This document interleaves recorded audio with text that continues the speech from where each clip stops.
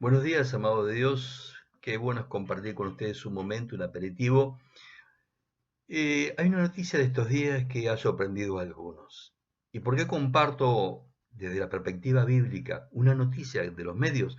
Porque muchas veces lo visible vislumbra lo no visible.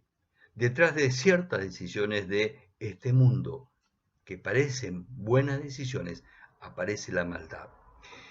Le ha causado a algunos sorpresa de que Estados Unidos, el principal aportante de la Organización Mundial de la Salud, quitara el financiamiento a este organismo.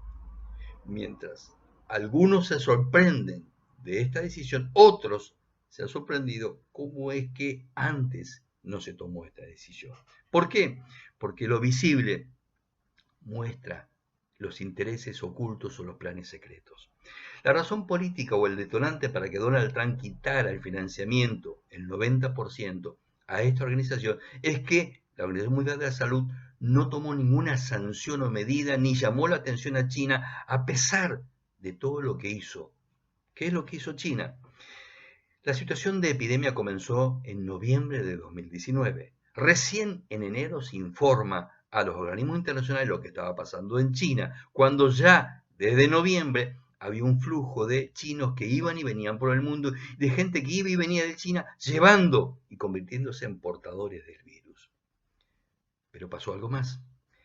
A pesar de saber el tremendo daño que se estaba causando, lo que estaba ocurriendo, cómo el virus se estaba difundiendo, en febrero, que se celebra en China el Año Nuevo chino, el gobierno, en lugar de cancelarlo, no hizo nada. Permitió que miles de chinos y turistas fueran y vinieran de China, convirtiéndose ellos en portadores y llevando el virus a otros países. Entonces la situación de epidemia se convirtió en pandemia. Cuando ya comenzó a actuar en otros países, también ocultó información esencial sobre cómo trabajaba, cómo actuaba, ya que ellos tenían ya más experiencia, más tiempo ante un virus nuevo, pero que en noviembre ya venía actuando en Wuhan, en China. Pero sucedió algo más todavía. Cuando algunos países quedaron faltos de materiales, justamente barbijos y material médico, se descubrió, por ejemplo en Holanda, que tuvo que devolver a China 1.6 millones de barbijos, porque en lugar de proteger, favorecían el contagio. Estaban fallados. Entonces, ¿cómo es? Esta organización que promueve la salud no tomó ninguna decisión. ¿Por qué es sorprendente para algunos que antes Estados Unidos no quitara el financiamiento? Miren lo que pasó. Esta organización que tiene que promover la salud, la vida, promueve el aborto y la ideología de género. Y la perspectiva de la ideología de género no tiene ni soporte médico, ni biológico, ni científico. Es una ficción. Y cuando un país necesita el apoyo de organismos internacionales, entre los condicionamientos que se le dan a estos países es precisamente que implemente la legalización del aborto y la ideología de género en la educación, para que los educandos sean adoctrinados o pervertidos por esta ficción que causa confusión en ellos. Pero pasó algo más. En el, mil, en el 2014, tanto la Organización Mundial de la Salud como el UNICEF desarrollaron una campaña contra el tétano en Kenia y se vacunó tanto en marzo como en noviembre. ¿Qué ocurrió? Pasó el tiempo y se descubrió que algunas de las mujeres inoculadas eran estériles, no podían tener familia. Comenzó a investigarse la cepa, qué componentes tenía la vacuna, para ver si había alguna razón allí, porque se detectó justamente esto. Mientras la organización negaba todo hecho, los laboratorios donde se enviaron las muestras para analizar descubrieron que uno de los componentes producía esterilidad. Siguió negando los hechos sobre la Organización Mundial de la Salud, pero lo tremendo es que se descubrió, al investigar aún más, que en 1993, tanto en México como en Nicaragua, esta organización ya había estado implementando vacunas que producían esterilidad, siempre en países del tercer mundo. En 1994 lo hizo en Filipinas. Esta es la razón por la cual presentamos esto, porque detrás de lo visible hay planes malvados. Por eso dice la palabra del apóstol Pablo, ya en el primer siglo, anticipaba precisamente en segunda de Tesalonicenses capítulo 2, verso 3, lo siguiente: no permiten que nadie les engañe. El día del Señor va a llegar, pero después que ocurra rebelión contra Dios, que no va a suceder, sino que antes debe aparecer el hombre maligno, el anticristo, destinado a la destrucción. Este hombre va a ser un líder mundial. Y la situación global que se está produciendo está creciendo, cada vez más se está abonando la idea que debe haber un cambio global, tiene que haber un cambio en la política total.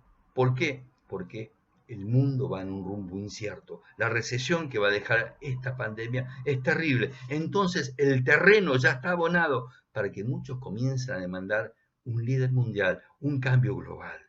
Todo es lo que necesita precisamente Satanás para realizar sus planes.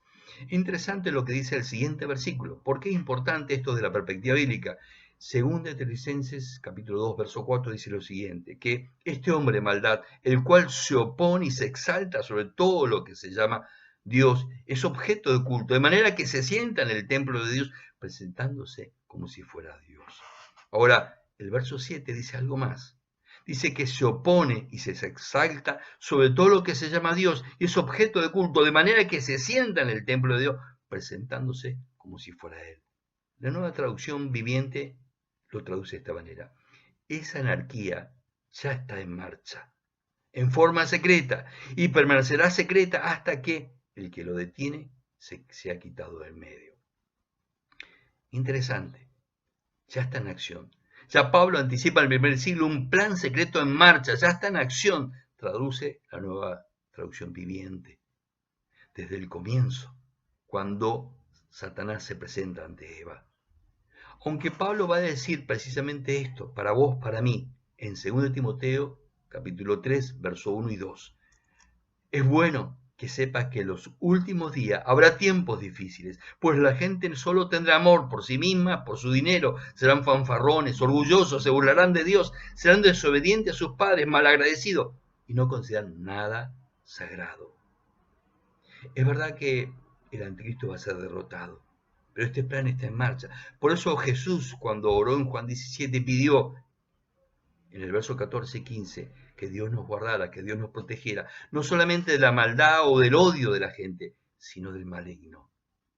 Por eso es tan importante cuando Jesús, recuerda, nos enseña a orar, y aparte de alabar, de bendecir a Dios, nos pide que, junto con esto, en el versículo Mateo 6:13, junto con pedir, Señor, danos el pan de cada día, bendícenos, perdona nuestros pecados, dice, Señor, líbranos de las tentaciones y del maligno. Este tiempo, un tiempo importante para que vos, la iglesia, los creyentes, pidan ser cubiertos por Dios de estos planes secretos, de este plan maligno que está en marcha y que en un momento va a desatar una persecución contra la iglesia y ya está deteniendo el accionar de la iglesia. Por eso es importante que oremos, que estemos firmes y como creyente permanezcamos y estemos en sus cosas. Dios te bendiga y te encuentre firme en el Señor.